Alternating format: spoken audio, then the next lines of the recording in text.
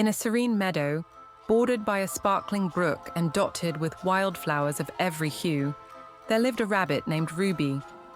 She was known for her twitchy nose, long ears that caught every sound, and a heart that beat faster than the wind on stormy days. Ruby was cautious, always second-guessing every decision she made.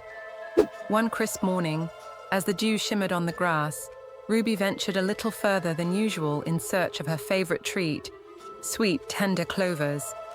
She hopped past the familiar berry bushes and the shady oak tree where her friends liked to gather. With every step, she reminded herself, just a little further, and then I'll turn back. Suddenly, Ruby froze. She sniffed the air, her nose twitching rapidly. Ahead of her lay a wide, clear brook, its gentle current glinting in the sunlight. On the other side, the clovers grew lush and plentiful, their sweet aroma wafting toward her. Ruby's eyes sparkled at the sight, but her ears drooped. A sturdy wooden bridge that once spanned the brook had collapsed during a fierce storm the week before. All that remained were a few scattered planks, drifting downstream.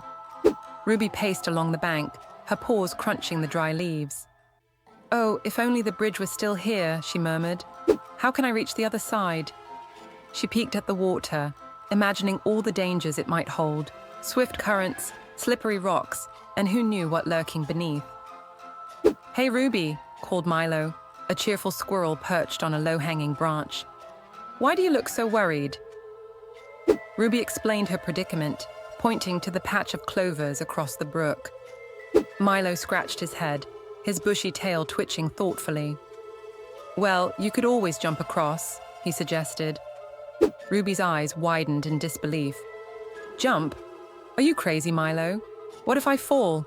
What if I can't make it? What if—" "Ruby," Milo interrupted gently, "you'll never know unless you try. Sometimes you have to take a leap of faith." With that, he scampered off, leaving Ruby alone with her thoughts. She gazed at the brook, its bubbling water seeming both inviting and intimidating.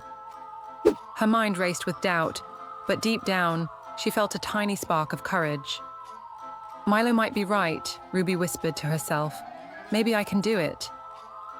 Gathering her strength, Ruby hopped back a few paces to get a running start.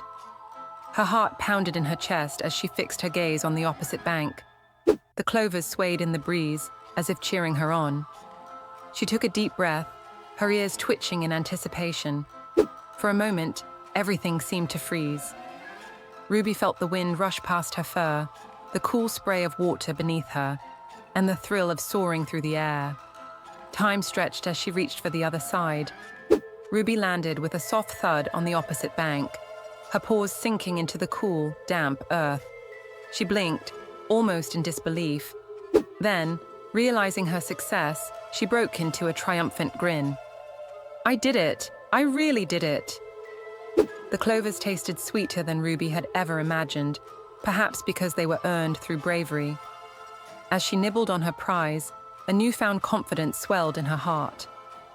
From that day on, Ruby became a little less hesitant and a little more daring.